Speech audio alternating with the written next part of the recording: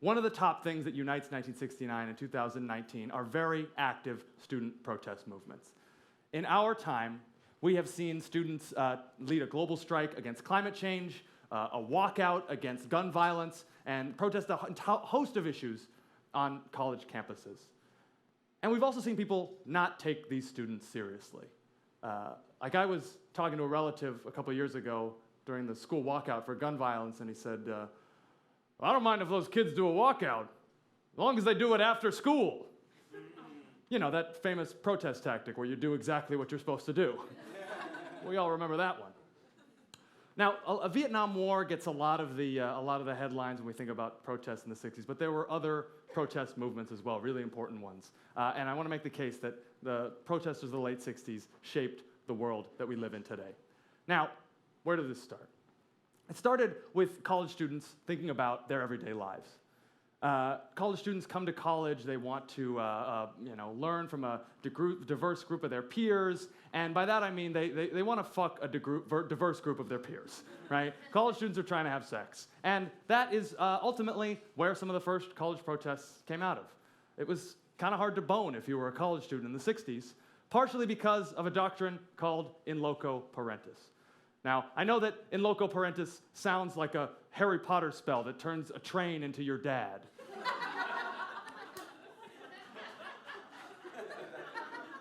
But it's much worse. It's much worse. It's much worse. In loco parentis is the idea that colleges are to act as surrogate parents for college students. They can control pretty much every aspect of your life. And this is particularly burdensome on young women.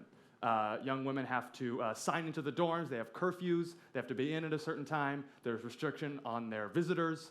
Of course, boys have no such restrictions, because if we know one thing about 19-year-old boys, they're known for their restraint and good judgment, right? So we don't have to worry about this. Now, if you're a young heterosexual couple in the 60s, of course, one of the most noticeable consequences of in loco parentis was that when you went to every college campus, there were lots of students furiously dry humping in public places, okay? 2 visitors to the campus of Ohio State University were horrified to see students engage in what they called, quote, prolonged animalistic clutchings with little regard for onlookers and passersby. That's a real primary source, I read that. Now, this came into national attention in 1968 during something that became known as the LeClair affair. So in 1968, the New York Times published a story about this woman, Linda LeClair, who is a student at Barnard College. And the article talked about something outrageous that was happening. Linda LeClair was living off campus with her boyfriend, a Columbia student. I know. I read the article. The only thing that I thought was outrageous was that these two, in 1969, could live on West 106th Street in Manhattan for $100 a month. That was truly insulting. It was truly offensive. But the media lost its mind, right? The conservative columnist William F. Buckley said that this was an attack on the institution of marriage. He said it was an insult to 3,000 years of Judeo-Christian experience. To which Jesus Christ, who lived with a single mother and her live-in boyfriend, said, all right, just relax. just calm down. We're going to be fine. Barnard expels Linda LeClair after hearing about this. Students petition, they protest, but ultimately she never returns to Barnard. Young black and white women at colleges all across the country protest in loco parentis regulations. And by 1969, most universities had either eliminated them or severely curtailed them.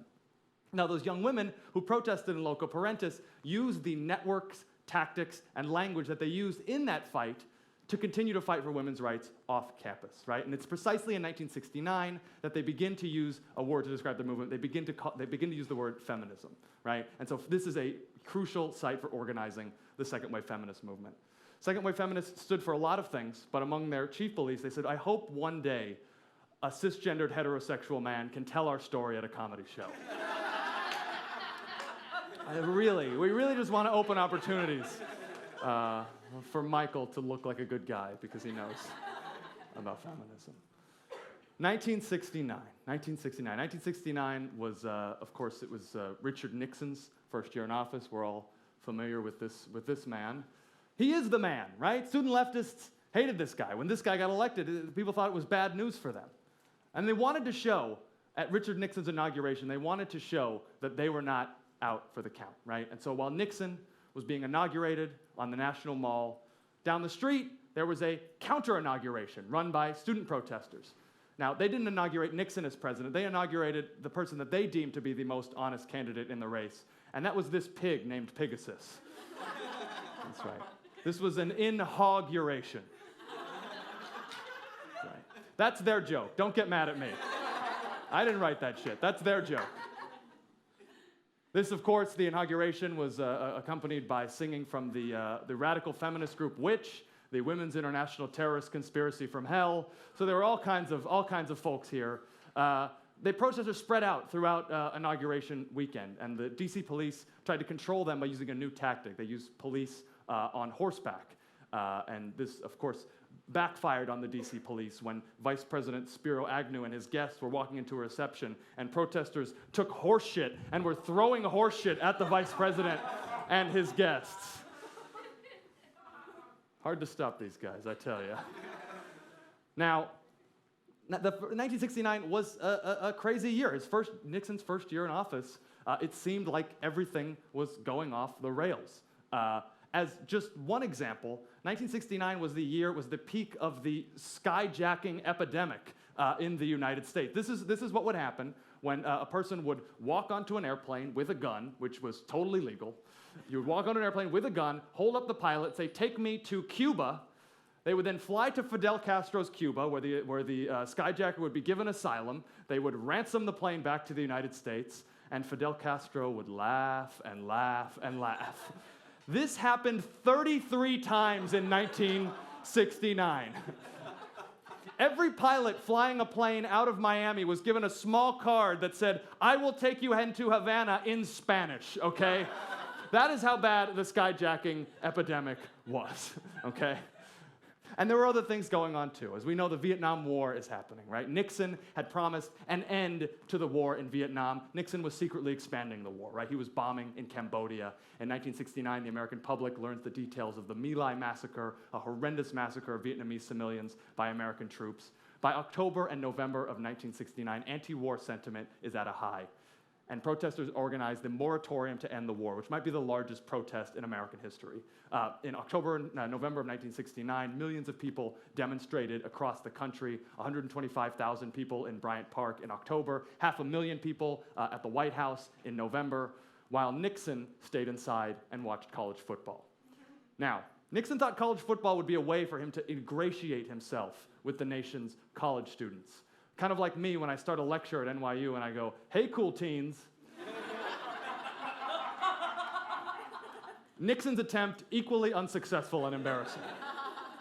Nixon went to a college football game. He saw the University of Texas go undefeated for the season, and he awarded them a plaque. He effectively made Texas the national champion. Now, what this did was it pissed off fans of Penn State, who was also undefeated that year. Nixon realized his mistake. He offers Penn State kind of like a second-place trophy. In response, Penn State coach Joe Paterno, on the phone with a White House spokesperson, says, and I quote, "Tell the president to take his trophy and shove it." Penn State fans picket the White House. They protest in support of Joe Paterno, which is totally appropriate. Unlike the other time that Penn State fans protested in support of Joe Paterno, which was extremely inappropriate. That was not good. That one was not good. That one was not good. But by 1969, student protesters were not just about protesting the war.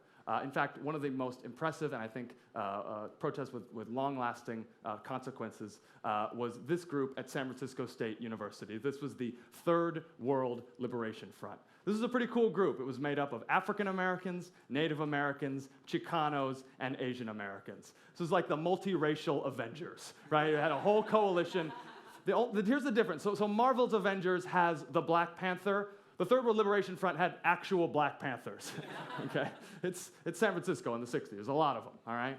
And what these kids want, they're inspired by decolonization movements across the world, and what they want is a college of ethnic studies, right? They believe that their education is too Eurocentric, so they start a boycott. They tell people to stop going classes.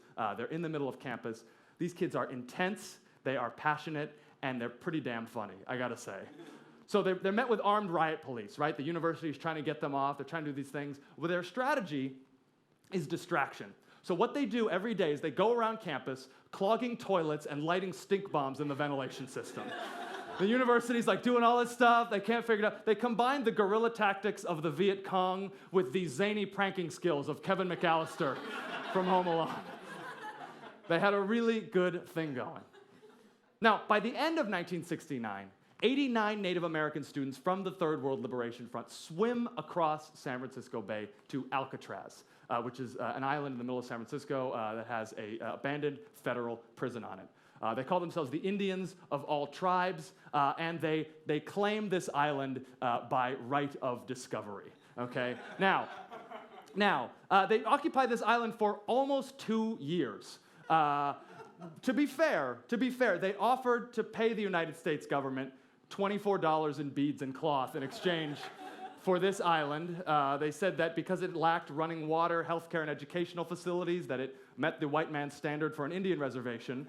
And they promised Americans their own reservation, which would be run by the Bureau of Caucasian Affairs.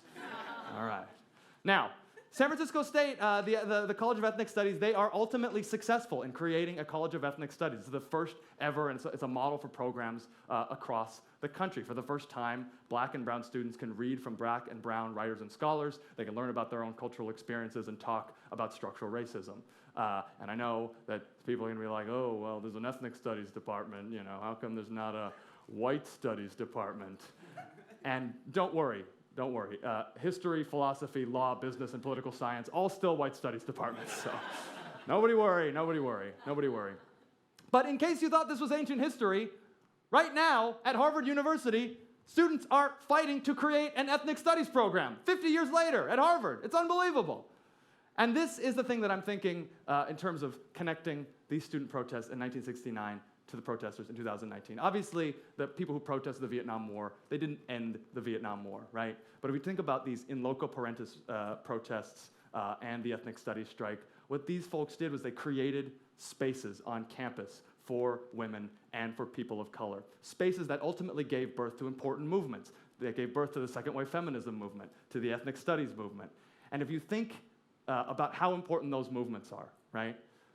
Think about in the last year, whether you have heard or said the phrases white privilege, cultural appropriation, patriarchy, rape culture, mansplaining, media representation.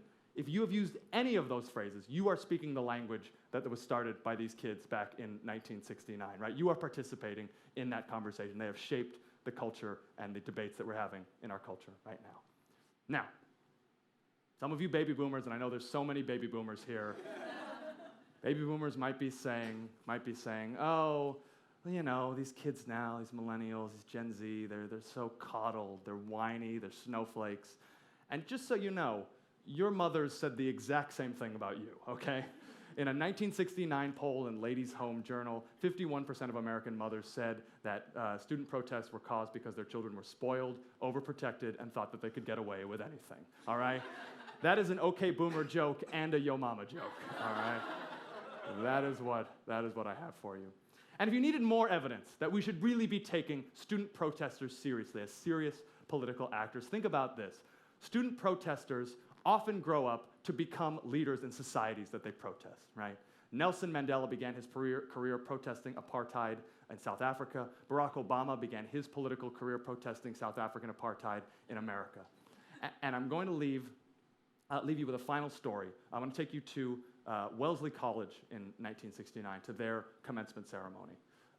They're graduating. This is an all-women's college. And the speaker's a congressman. The congressman criticizes student protesters. He says, you shouldn't be doing that. We're listening to you. We understand you. There's no need to protest. Now, the student speaker comes up, first ever in Wellesley's history, and she claps back at this dude, right? She says that too long our politicians have talked about the art of the possible. And what we want to do is we want to talk about the art of making the impossible possible.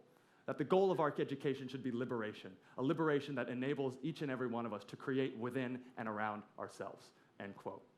Now that is the spirit that unites the student protesters of 1969 with 2019 and social movements across time and space. And believe it or not, that young woman at Wellesley College turned out to be Hillary fucking Clinton! Oh my God! That's the deep dive, everybody!